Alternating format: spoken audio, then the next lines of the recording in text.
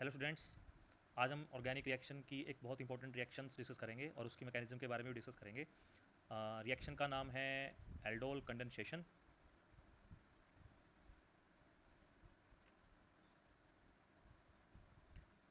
जो कि CBSE exams के लिए भी बहुत इंपॉर्टेंट है। जेई के अंदर भी यहाँ से आपको क्वेश्चन मिल सकता है और नीट के लिए भी ये बहुत इंपॉर्टेंट रिएक्शन में आती है। तो तीनों के लिए बहुत इंपॉर्टेंट रिएक्शन है, इसलिए आज इसको हम डिस्कस करेंगे। मैकेनिज्म को समझने से पहले ये समझते हैं कि एल्डोल वर्ड क्या है और ये रिएक्शन कब होती है। तो रिएक्शन हमारी बेसिकली होती है जब हम टू सेम और डिफरेंट एल्डिहाइड्स यूज़ करते हैं। ओके, टू सेम और डिफरेंट एल्डिहाइड को हम यूज़ करेंगे basically in the presence of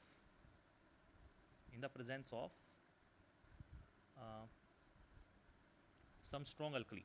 okay, कोई भी आपके पास स्ट्रॉन्ग अल्कली अगर है, बेसिक मीडियम अगर कोई है, तो हम उस केसेस में अगर एल्डिहाइड की रिएक्शन करवाते हैं तो आपको एक फॉर्मेशन होता है एल्डोल का।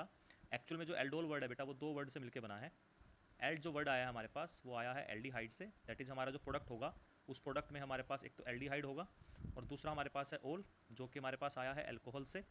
इसका हमने ओल वर्ड को उठाया है। तो यानी कि जो आपको प्रोडक्ट बनाना है, एल्डोल जो बनाना है, वो आपको इन दो चीज़ों से बनाना है, फिर उसकी कंडेंसेशन करनी है। ओके, तो ये आपका पूरा एक रिएक्शन है। अब मैं आपको एग्जांपल देता हूँ रिएक्शन का एक। अच्छा, एक बात तो ध्यान रखिएगा कि ये रिएक्शन कीटोन्स नहीं करते हैं या बहुत ही कम करते हैं। इनमें जो प्रोडक्ट की यील्ड होती है वो बहुत कम होती है, तो कीटोन नहीं करते हैं। अल्कली कौन कौन सी यूज़ कर सकते हो आप? अल्कली आप चाहो तो एक्वस NaOH आप यूज़ कर सकते हो, KOH आप यूज़ कर सकते हो। इसके अलावा आप चाहो तो एक्वस Na2CO3 यूज़ कर सकते हो। एंड अगर आप चाहो तो C2H5ONa, मतलब ये जस्ट मैंने एग्जांपल लिखा है, कहने का मतलब है कोई भी अल्कली मेटल का जो एल्कोक्साइड होगा, अल्कली मेटल का कोई भी एल्कोक्साइड अगर आपके पास है, तो ये सब रिएजेंट जो है वो आप यूज़ कर सकते हो for the preparation of aldol.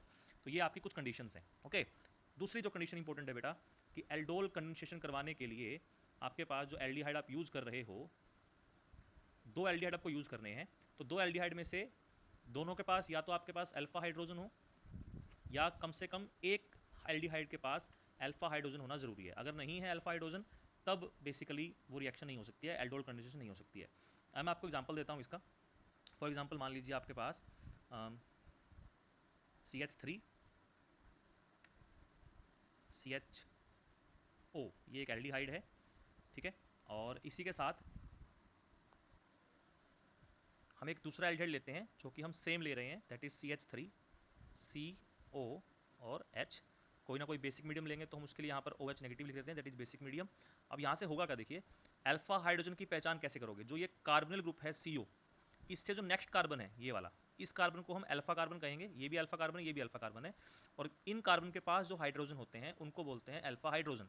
तो इसके पास भी तीन अल्फा हाइड्रोजन है और इसके पास भी तीन अल्फा हाइड्रोजन है, तो हम दोनों में से किसी का भी अल्फा हाइड्रोजन यूज़ कर सकते हैं।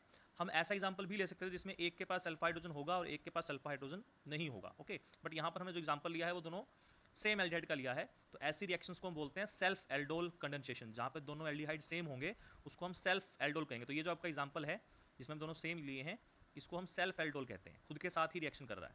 अगर दो डिफरेंट लोगे तो उसको क्रॉस कहेंगे। ओके, तो मैकेनिज्म लगभग सेम होती है, बस थोड़ा सा रिएक्टेंट का फर्क है। एक मैकेनिज्म समझ लीजिए, इसमें आपको कोई प्रॉब्लम नहीं होगी। चलिए जी, उसके बाद मैं इसकी पहले ट्रिक बता देता हूँ। ट्रिक क्या करनी है आपको, देखिए ट्रिक ये है, मैकेनिज्म बाद में देखते हैं, कि किसी भी एक एल्डिहाइड का अल्फा हाइड्रोजन, क्योंकि इसमें दोनों के पास ही है, तो जिसके पास भी अल्फा हाइड्रोजन है उसके अल्फा हाइड्रोजन को हम निकाल के इसके ऑक्सीजन को दे देते हैं। इसका जो H है, ये वाला H अल्फा जो है एक, वो हम इस ऑक्सीजन को दे देते हैं। और जो बाकी वाला पार्ट बचेगा, बाकी क्या बच जाएगा, ये CH2 बच जाएगा, ये CHO बच जाएगा, ये हम इस कार्बन के साथ लगा देंगे। ये इसकी ट्रिक है, सिंपल सी, ठीक है। प्रोडक्ट बनाने में आपको जल्दी दिक्कत नहीं आएगी। तो यहाँ बनेगा CH3 C, इस O के पास आ गया H, तो ऑक्सीजन से दो ही बॉन्ड बना सकता है, तो अपना ये वाला बॉन्ड उसने ब्रेक कर दिया और अब बना लिया H के साथ, तो ये बन गया। ये H एज इट इज़ पड़ा है और अब इस कार्बन के साथ क्या लगेगा, ये जो बचा हुआ पार्ट है, यहाँ क्या बचा हुआ है, यहाँ बचा हुआ है CH2 और CHO। तो ये बन गया आपका एल्डोल। क्यों? क्योंकि इसके अंदर एक एल्डिहाइड ग्रुप भी है और इसके अंदर आपका एक OH भी है, तो इसमें एल्डिहाइड भी है और अल्कोहलिक ग्रुप दोनों है। दैट मीन्स कि ये आपका एक एल्डोल बन गया। ये तो हो गई रिएक्शन। अब हमें करनी है इसकी मैकेनिज्म भैया जी। तो अब हम इसकी स्टार्ट करते हैं मैकेनिज्म।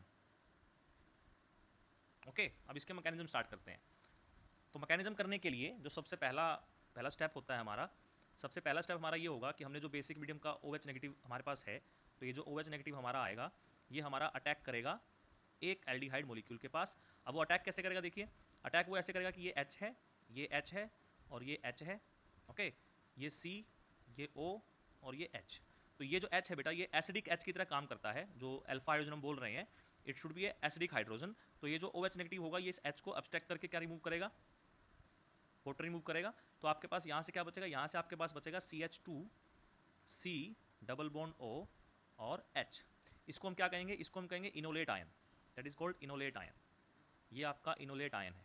ओके, इसमें रेजोनेंस होती है, तो ये रेजोनेंस की वजह से एक स्टेबलाइज आयन होता है। इसकी मैं आपको रेजोनेंस शो कर देता हूँ। इसकी रेजोनेंस कैसे होगी बेटा जी, इसकी रेजोनेंस होगी, जो ये नेगेटिव चार्ज आपका है यहाँ शिफ्ट होगा, तो जैसे यहाँ शिफ्ट होगा तो ये यहाँ शिफ्ट होगा, तो इसका जो रेजोनेटिंग स्ट्रक्चर बनेगा that is CH2 double bond C, यहाँ आ जाएगा O नेगेटिव और यहाँ बनेगा H। ठीक है, बट हमें यूज इसको करना है, इसको नहीं करना है ये, बट मैं इसको दिखा रहा हूँ कि रेजोनेंस कैसे होती है। ओके, उसके बाद सेकंड स्टेप में क्या होगा, जो हमारे पास ये इनोलेट आयन फॉर्म हुआ है, जो हमारे पास ये इनोलेट आयन फॉर्म हुआ है भैया, ये हमारा जाएगा एक नए CH3CO के HO के पास, नए एल्डिहाइड के पास। ओके, अब देखिए हमने एक रिएक्शन पढ़ी थी न्यूक्लियोफिलिक एडिशन रिएक्शन, तो ये जो एल्डिहाइड है ये बड़ा अच्छा न्यूक्लियोफिलिक रिएक्शन कर सकता है, और ये जो नेगेटिव चार्ज है ये हमारा यहाँ पे काम कर रहा है न्यूक्लियोफाइल की तरह। तो होता ये है कि जो ये वाला नेगेटिव चार्ज है ये आपका यहाँ शिफ्ट होगा, और जैसे ही यहाँ शिफ्ट होगा तो ये वाला जो नेगेटिव पार्ट है आपका, ये वाला नेगेटिव पार्ट आपका अटैक कहाँ करेगा, ये आपका इस कार्बन पे आके अटैक करेगा। ओके, तो यहाँ से आपको क्या मिलेगा, यहाँ से आपको मिलेगा CH3C, ये हो गया O नेगेटिव, ये हो गया H, और ये आ गया आपका CH2 और CHO।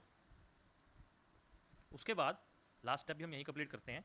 लास्ट स्टेप में क्या होगा, जो आपके पास ये CH3CO नेगेटिव और CH2 और CHO बना है, सॉरी H है यहाँ, तो ये CH2 CHO बना था, इसको जब हम वाटर देते हैं तो पानी की प्रेजेंस में, क्योंकि हमने एक्वस मीडियम लिया हुआ है, तो यहाँ से हमें वापस से OH नेगेटिव आपका मिल जाएगा। इसका जो H है वो यहाँ अटैक करेगा, तो आपको मिलेगा CH3COH और H, और ये हो गया आपका CH2CHO, that is formation of aldol. तो ये तो हो गया आपकी एल्डोल कंडेंसेशन। 3 स्टेप्स में आपको पूरी मैकेनिज्म समझा दी कि किस तरीके से हम ये रिएक्शन कर सकते हैं। कीटोन के केस में क्या होगा, कीटोन के केस में बेशक उनके पास ज़्यादा अल्फा हाइड्रोजन है, बट स्टेबिलिटी नहीं होने की वजह से वो इस तरह का मैकेनिज्म नहीं कर पाते हैं, तो एल्डिहाइड आपको ज़्यादा अच्छा प्रोडक्ट देते हैं एज कम्पेयर टू कीटोन के। आप 2 डिफरेंट एल्डिहाइड भी ले सकते थे, अगर आप 2 डिफरेंट एल्डिहाइड लेते हो तो भी आप ये मैकेनिज्म कर सकते हो, बस उसमें आपको ये लेना है कि कोई भी एक एल्डिहाइड लेना है, उसको क्रॉस करेंगे। क्रॉस में दिक्कत ये है बेटा कि अगर हम 2 डिफरेंट एल्डिहाइड ले रहे हैं तो आपकी प्रोडक्ट की यील्ड बहुत कम हो जाती है, क्योंकि वो जो प्रोडक्ट रिएक्टेंट हम ले रहे हैं वो खुद के साथ सेल्फ भी करेंगे, और उसमें से एक बार आपको एक अल्फा देगा, दूसरा नहीं देगा, फिर दूसरा देगा तो पहले वाला नहीं देगा। तो इस तरीके से उसमें 4 प्रोडक्ट बनने की पॉसिबिलिटी होती है अगर दोनों के पास अल्फा हाइड्रोजन है तो। लेकिन अगर क्रॉस के अंदर आपके पास एक के पास अल्फा हाइड्रोजन है और एक के पास अल्फा हाइड्रोजन नहीं है, उस केस में आपको एक ही प्रोडक्ट मिलेगा, वहाँ पर 4 प्रोडक्ट नहीं मिलेंगे। तो ये कंडीशन जो है, ये कंडीशन आपको याद रखनी है कि क्रॉस के अंदर अगर आपके दोनों रिएक्टेंट के पास अल्फा हाइड्रोजन है तब तो आपको मिलेंगे 4 प्रोडक्ट्स। लेकिन अगर आपके पास एक रिएक्टेंट के पास ही अल्फा हाइड्रोजन है तो आपको सिर्फ एक ही प्रोडक्ट मिलेगा, 4 प्रोडक्ट नहीं मिलेंगे। तो ये अच्छा ऑप्शन नहीं है हमारे लिए, बट ये फिर भी हमारे लिए बेटर ऑप्शन है। ओके, अल्फा हाइड्रोजन क्या चेक करना है वो आपको हमने बता दिया। कार्बोनिल ग्रुप से अगले कार्बन को देखिए क्या उसके पास अल्फा हाइड्रोजन है कि नहीं है। ये हो गया हमारा मैकेनिज्म। अभी हमने क्या किया है, अभी हमने किया है एल्डोल की फॉर्मेशन। अब नेक्स्ट स्टेप जो होता है, अगर हम कोई भी एल्डोल ले रहे हैं, जैसे फॉर एग्जांपल हमने जो भी एल्डोल फॉर्म किया है अगर हम वही लेते हैं तो हमारे को मिलेगा ये वाला एल्डोल। अब अगर इसको मैं एसिडिक या बेसिक मीडियम में लेता हूँ, ये सारे स्टेप रिवर्सिबल होते हैं, मैंने पिछला स्टेप रिवर्सिबल दिखाए नहीं, वो सब रिवर्सिबल स्टेप होते हैं। तो अगर मैं इसको किसी एसिड या बेसिक मीडियम में लेता हूँ आगे, तो ये फर्दर इसको डिहाइड्रेट कर देंगे, और डिहाइड्रेट करके वाटर रिमूवल हो जाएगा। ठीक है, डिहाइड्रेशन का मतलब ही क्या होता है, रिमूवल ऑफ वाटर मॉलिक्यूल। तो ये वाटर को रिमूव करेंगे, और जब वाटर को रिमूव करेंगे तो उसके बाद आपको क्या मिलेगा, उसके बाद आपको मिलेगा यहाँ से CH3, ये CH, ये जो CH है डबल बॉन्ड, फिर CH और CHO। हुआ ये है, अगर हम समझने के लिए करें तो यहाँ से एक और H निकल गया है और यहाँ से आपका OH निकल गया। तो ये वाला जो आपका OH है, ये वाला, ये आपका OH रिमूव हो गया, और यहाँ से हमने एक अल्फा H निकाल दिया, वो वाटर निकल गया इनकी प्रेजेंस में, और ये आपको एक कंपाउंड मिल गया। इसको अगर मैं नाम दूँ, बेसिकली ये जो बहुत यूज होने वाला केमिकल है, कॉमन नेम इसका जो होता है वो क्रोटोनल्डिहाइड होता है। ठीक है जी, ये हो गया। अगर अब आपको इसकी मैकेनिज्म समझनी है आगे, तो हम इसकी मैकेनिज्म भी डिस्कस कर सकते हैं कि ये यहाँ से कैसे आया है। मैं आपको फटाफट से इसकी मैकेनिज्म दिखा देता हूँ। सबसे पहले हम करेंगे एसिडिक मीडियम के अंदर, तो ये आपका हो गया यहाँ पे, और ये आपका इस तरीके से होगा। अगर हम एसिडिक मीडियम की बात करते हैं तो एसिडिक मीडियम में जो आपका ये H+ है, ये नॉर्मल सी बात है। जो ये अल्कोहलिक ग्रुप इसके जो लोन पेयर हैं, ये इसको अपने पास इन्वाइट करेंगे तो यहाँ पे भैया जी आपको OH2 पॉजिटिव मिलेगा, ये आपका H रह गया, और ये आपका C, इसको मैं एज इट इज़ ऐसे लिख देता हूँ समझने के लिए, और ये आपका CHO। ठीक है जी। अब नेक्स्ट स्टेप में क्या होगा बेटा जी, नेक्स्ट स्टेप में कुछ भी नहीं होगा क्योंकि ऑक्सीजन पे चार्ज पॉजिटिव आ गया है, तो इसको हम थोड़ा सा पास बना लेते हैं। पॉजिटिव चार्ज आ गया तो वो स्टेबल नहीं है, तो नॉर्मल सी बात है बॉन्ड ब्रेक करेगा। तो वो जैसे यहाँ से बॉन्ड ब्रेक करके वाटर रिमूव करेगा, यहाँ से जो H है अपना, ये इलेक्ट्रॉन यहाँ शिफ्ट होंगे, तो ये आपका H निकल गया जो हमने यूज़ किया था, ये वाला H ये वापस निकल गया आपका, और हमें साथ में वाटर मिल गया जो हमने बनाना था। देखो वाटर, ये वाटर मिल गया आपको यहाँ पे।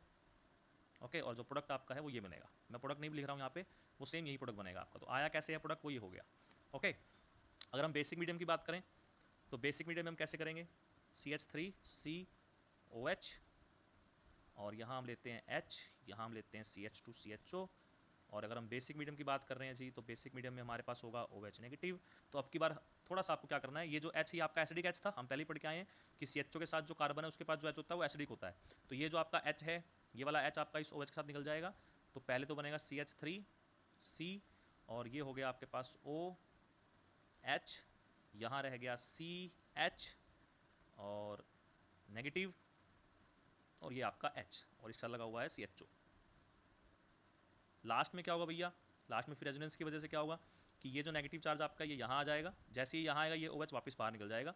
तो यहाँ से भी आपको देखो वापस वही OH मिल गया, और वाटर निकल जाएगा बाहर आपका, क्योंकि वाटर तो यहाँ पहले ही बन चुका है इसके OH और इसके H के साथ, और ये OH आपको इसे वापस मिल गया, और फाइनली आपको यहाँ से दोबारा वापस वही प्रोडक्ट जो है वो मिलेगा। तो ये थी आपकी मैकेनिज्म एल्डोल कंडेंसेशन की। आई होप आपको समझ में आई होगी। फिर भी अगर कोई डाउट्स हैं तो आप कमेंट्स में बता सकते हो।